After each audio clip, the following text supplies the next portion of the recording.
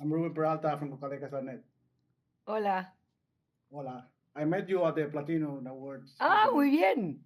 Yeah. I truly love the show. For me, this kind of shows have so many layers. It always wonder how it worked for you as an actor, as an actress, for evolve in every episode.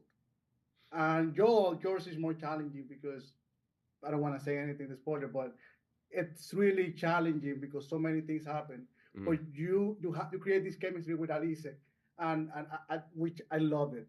How was the process in creating this chemistry, and how how that conversation with the director, because it's just one director, how your characters will evolve in every episode? Oh, look, I will say that I think we, as human beings, I'll speak for myself, I really enjoy being around Alicia, and I love working with her. And don't touch me. And Sorry, touching. Don't touch me. That we just have a great time with each other, but the work was so fantastic. And then, we get to work with these great scripts and an evolution of two characters who start from my point of view, of not trusting her. And then she makes this selfless choice to help me. And slowly we start to peel back the layers and understand each other and our pasts and get into this sort of very grey, complicated area of affection for each other that then becomes a bit of a love story of its own, a complicated one. And it was wonderful to sort of track that throughout these sort of episodes. And one of the great things about television, as opposed to movies, that you have this sort of longer landscape to explore these relationships and these characters. Absolutely. And that relationship, because for me, I read the book back in 2022. I never imagined how you can adapt something like this. And the amount of every character is important. And Alice, how do you create it with the director? Because it's the same director for the whole show.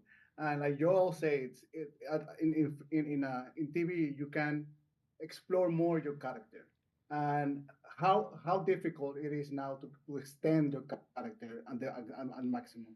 We divided like 3 episodes was one director, and then 2 was a couple, and then the other episodes, it was divided, but still each episode is one director.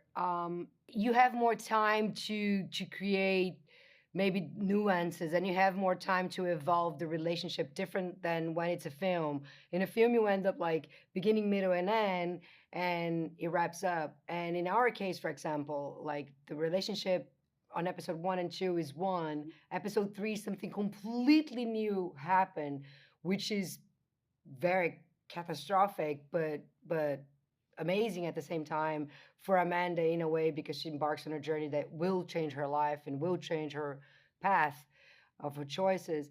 But to be able to build that in many episodes was really interesting for me. I was always a huge fan of Joel, and I was always a big fan of I've been a big fan of Blake on what he brought with this book and what he brought with this script.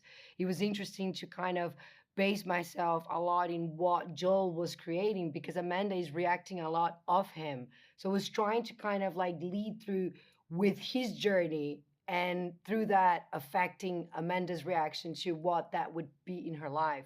So I think it's as magical as in film. You just have more time and layers to kind of break that down.